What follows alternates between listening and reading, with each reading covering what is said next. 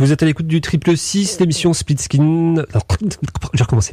Vous êtes à l'écoute de... Non mais quand je recommence, c'est encore pire. Bon, allez, une dernière fois.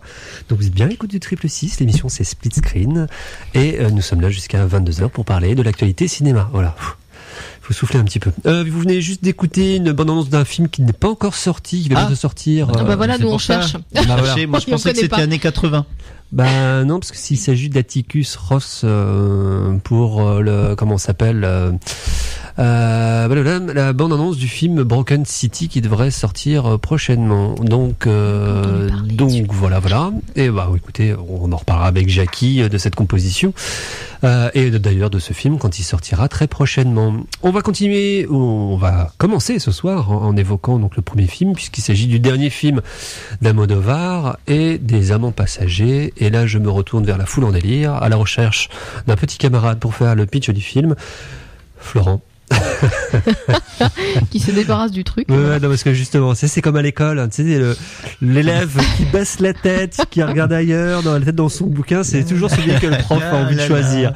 Mais non, mais en plus, t'es en train de fouiner dans le programme du Café des Images, donc bon, à la limite, lis le résumé du programme du Café des Images. Les Amants passagers, voilà. Film de Pedro Almodovar. Voilà, tout simplement. En gros, c'est l'histoire. De toute façon, c'est facile. C'est des passagers. C'est des passagers, voilà, qui prennent un vol pour Rio. Non, Mexico. Et en plus, j'ai le résumé devant moi, mais j'essaie de pas le lire justement. Mexico. Et en fait, il va se passer quoi? Une partouze. Qu'est-ce que j'ai retenu du film? Commencer par dire que il va y avoir une avarie. Le train d'atterrissage est bloqué et donc l'avion est obligé de tourner au-dessus de Toledo, donc en Espagne. Donc en gros que en fait une piste se libère pour un atterrissage en catastrophe. Et il va y avoir une partouze.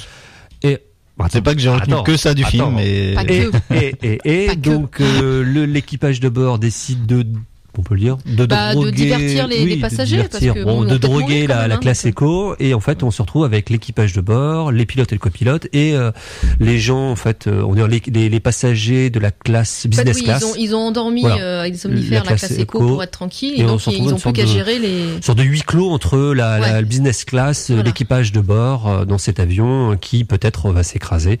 Et donc voilà. Il est bien mon pitch. J'aime bien. Ah oui, voilà. Merci. C'était chouette.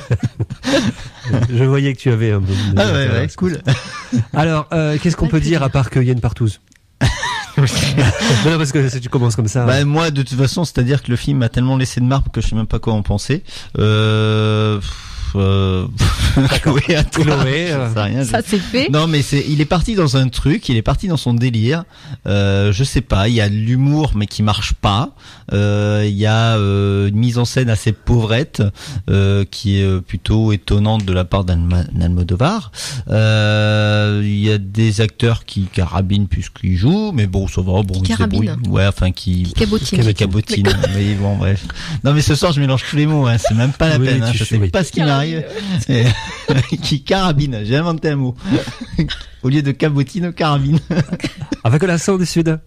Hein? Avec l'accent du Sud. Il y a à peu près les mêmes lettres dedans, ça passe. Ouais. Et donc voilà. D'accord. Non mais franchement j'ai pas. Commençons par la réalisation. Parce que je me suis pas ennuyé. Mais j'ai pas compris le film. Voilà, ça m'a pas. Mais la réalisation, moi, je la trouve super pauvre. Enfin, c'est très théâtral. Au niveau de la mise en scène. Alors, un huis clos aussi pousse un petit peu. Oui. Je suis d'accord, mais parfois on sort quand même de l'avion. Donc le huis clos, il est quand même. C'est là que ça pêche d'ailleurs. Je pense. Ouais. Enfin, sauf l'actrice qui joue à l'extérieur. Mais je sors de l'avion. Oui, mais bon. Là, ce sont des considérations physiques. Oui, mais bon. Là, on te parle de mise en scène, voyons. La mise en scène, moi, je la trouve pauvre pour un Almodovar, c'est tout. Enfin, à côté d'un Étreinte brisé ou d'un Bolbert ou voire d'un La mauvaise éducation, qui pour moi sont meilleurs. Voilà, il a fait on va dire un petit Almodovar, mais bon, non, il s'est loupé. Je préfère dire ça, quoi. Enfin, pour moi, voilà. Après, c'est soit on rentre dedans, soit on rentre pas. Mais ceux qui sont rentrés dedans, j'aimerais bien les connaître. Oui. Parce que moi je les connais pas. Enfin, j'ai encore personne qui m'a dit qu'il avait vraiment adoré ce film-là. Et donc c'est vrai que moi j'ai pas trop compris le film non plus. Enfin, j'ai pas compris ce qu'il a voulu faire.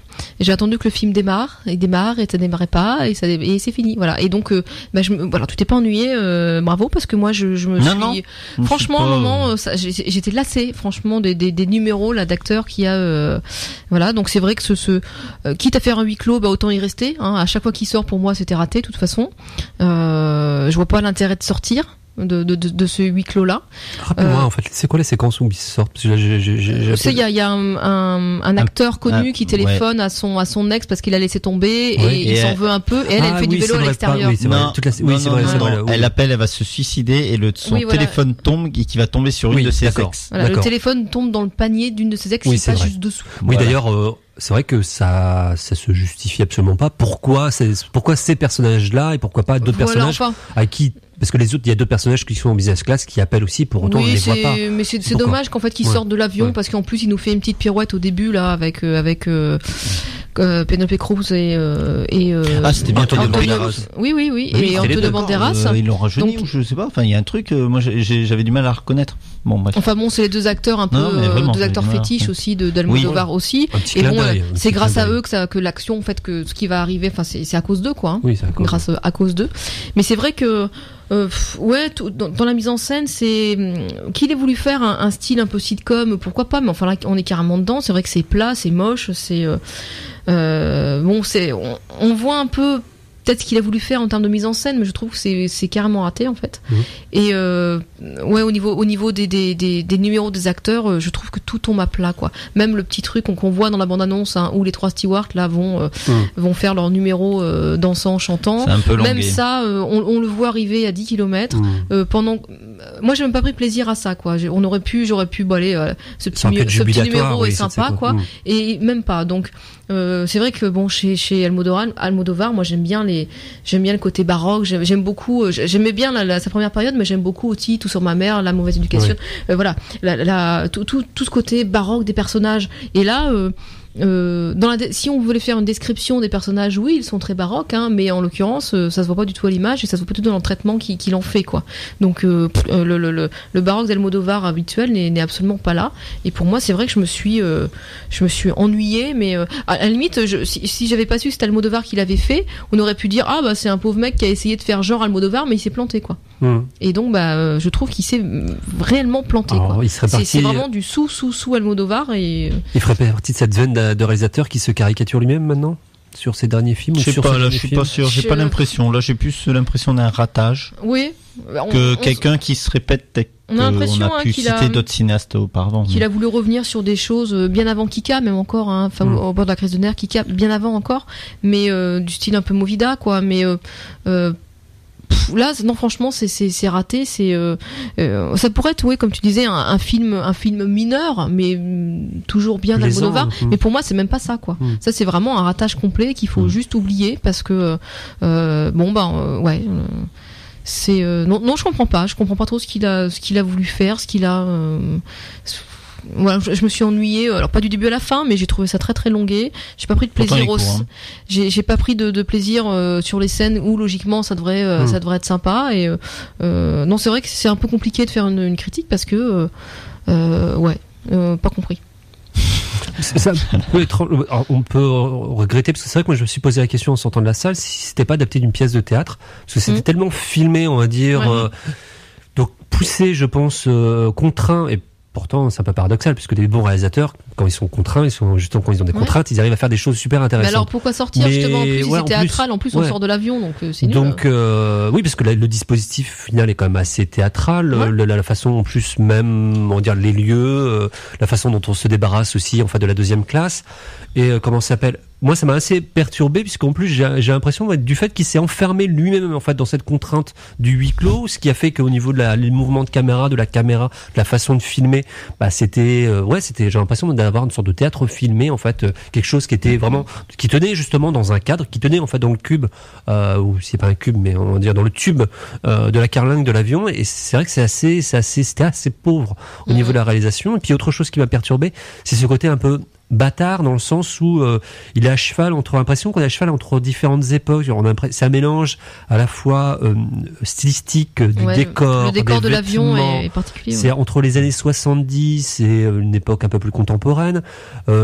Certains personnages aussi font personnages des années 70 dans leur attitude, leur leur apparence physique. Alors j'ai l'impression qu'il il y a des sortes de puis bon.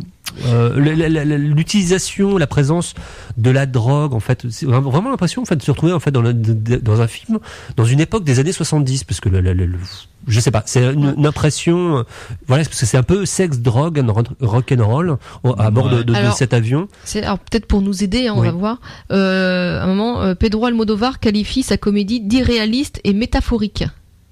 Alors c'est vrai qu'il y a un petit bandeau, un petit panneau au début du film en disant que ces faits sont absolument pas du tout réels et sont totalement issus de son imagination, quelque chose comme ça, histoire de dire il a totalement c'est son délire quoi. C'est son délire, mais il faut amener le spectateur dedans. Il y a que lui qui l'a compris là. Oui, puisque en plus, les personnages sont vraiment dans une caricature outrancière. Mais c'est en termes de jeu d'acteur, même si ils jouent pas mal, mais c'est pauvre en termes. Chez Almodóvar, on a quand même des acteurs à chaque fois qui font des choses assez poussées. Et là, c'est vrai que on est vraiment en surface, quoi. Le personnage, je sais pas, moi, ça m'a pas choqué, mais presque. Les stewards qui sont gays, mais excentriques à outrance. C'est la caricature. C'est la caricature en fait de autant ces films ont été magnifiques, certains de ces films ont été magnifiques avec des personnages travestis, d'homosexuels, tout ça, où ça servait réellement. Là, on se demande si on poussait un peu, on pourrait même, ça dessert un peu le sujet quand même, parce que alors dis donc bonjour, ce qu'il en donne. Alors oui, c'est son délire à lui, mais enfin, comment c'est reçu par les gens, je sais pas, je suis pas. Oui, mais c'est encore une fois, c'est le personnage étrange, le personnage la moustache qui fait un peu pas Alcazar, mais mais bon, qui est totalement aussi à des types de 70-80, qui a totalement le physique et la caricature, le stéréotype même. En gros, en fait, il suffit en fait de regarder les personnages physiquement et dans leur attitude pour tout de suite avoir, on va dire, l'étendue de la profondeur de personnage. Donc en fait, ça va pas très loin, quoi. C'est que des caricatures, des stéréotypes. C'est-à-dire que l'homme d'affaires, c'est juste un homme d'affaires et c'est la stéréotype d'un homme d'affaires. Les stewards gays, sont des caricatures de stewards gays. Voilà, c'est que ça, quoi. C'est que ça le film. Et en fait, une fois qu'on a, on va dire, fait une sorte de surfaçage de tous ces personnages, mais en fait, il y a rien d'autre, il y a rien derrière. Il y a les interactions, on pourrait dire, oui, mais là, peut-être l'intérêt, c'est la rencontre de ces personnages, mais même pas en fait, puisque. Non, puis c'est vrai qu'il nous ressort un peu face à des gens face au mur. Là, ils vont peut-être mourir, donc ils savent pas s'ils vont mourir ou pas, si l'avion va s'écraser ou pas. Donc tout de suite, pulsion de sexe, pulsion de mort, pulsion. Voilà. Bon, d'accord, mais un truc comme ça. Puis ça demande un peu d'originalité, quelque chose de profondeur, et en fait, il n'y a rien. En fait, on est juste dans la caricature aussi même de ce type de séquence ou de moment au cinéma où les gens ont peur de la mort. Donc qu'est-ce qu'ils font? Ils picolent, ils baisent et ils essaient de contacter leur famille. Voilà. Donc voilà. Mais rien de plus. Donc c'est quand même celui qui a fait La Mauvaise Éducation, quoi. Qui nous pond ça là. Donc c'est étrange. Donc allez revoir La Mauvaise Éducation, à la limite. On parle avec elle. Oui, ou La Pielle qui habitait aussi, dans un autre genre, voilà. Oui, à la limite, qui était, même si, après, on a un certain reproche à lui faire, mais au moins, qui recélait quelque chose, il y avait une réalisation, il y avait un jeu d'acteur, il y avait tout Almodóvar dedans, voilà. Mais d'une autre manière. Et ça, il s'est un peu réinventé aussi avec ce film-là, qui était dans l'émotion, mais glaçante cette fois, alors que d'habitude, c'est des émotions, qu'on appelle, encore une fois, je dis baroque, mais des émotions qui sont démultipliées, quoi. Et, il avait fait autre chose avec La Pielle qui habitait, mais ça fonctionnait très très bien. Après, c'est vrai que on préférait ou pas, mais on aimait ou pas, mais au moins ça fonctionnait très très bien. Là, alors moi je peux comprendre ensuite qu'un réalisateur qui ait fait des choses un peu, qui a envie de se lâcher, envie de se faire plaisir, mais dans ce cas-là, il aurait dû aller totalement. À la limite, on parle de personnages baroques, mais il aurait dû aller dans outrance, dans l'excentricité des personnages, dans quelque chose. Voilà, là c'est un peu c'est bâtard dans le sens où comme je disais, c'est bâtard entre deux époques, mais c'est bâtard entre un film qui se veut comique à outrance, un truc un peu Voilà, c'est en fait le fait de pas avoir été jusqu'au bout ou d'être à cheval entre deux choses fait que ça ne fonctionne pas. Donc c'est vrai qu'après la question c'est quand on ressort, c'est est-ce qu'on s'est ennuyé ou est-ce qu'on a juste passé le temps. Donc c'est plus ça plutôt qu'un plaisir éprouvé, puisque la séquence de c'est les Sisters, non c'est pas les Power Sisters mais quelque chose comme ça sur I'm So Excited. Oui, mais en plus celle-ci on l'a dans la bande annonce quoi. Oui, on n'est même pas surpris, on la sent arriver vraiment à des kilomètres quoi. Ouais, elle est longue. Elle est très très longue. Et puis oui, la chorégraphie, elle est pas. Ouais, on pourrait dire d'accord, ok, ils font ça, c'est déjà vu, mais ils vont faire une chorégraphie qui va être sympa ou. Mais en fait, il y a rien, il se passe rien dans l'avion, il se passe rien. Il y a même pas de deuxième couche à l'intérieur. Oui, dans tous ces films, logiquement, enfin, il y a du sous-texte. On pourrait faire une analyse psychanalytique de ces films sans souci. On écrirait des pages et des pages. Et là, c'est vrai que c'est très très pauvre parce qu'il y a rien. On reste sur le superficiel. Il y a rien à creuser sur un film comme ça.